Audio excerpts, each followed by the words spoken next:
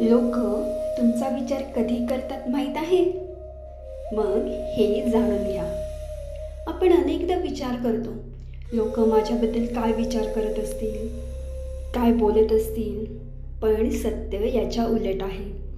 जोपर्यंत आपण छोटे छोटे विचार करत असतो तोपर्यंत कुणीही आपल्याकडे लक्ष देत नाही.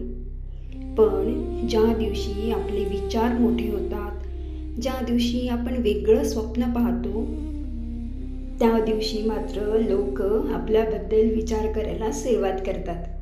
काही टीका करतील, काही हसतील, तर काही तुमच्या विचारांनी प्रेरित होतील. पण प्रत्येकजण आपल्याबद्दल विचार करेल.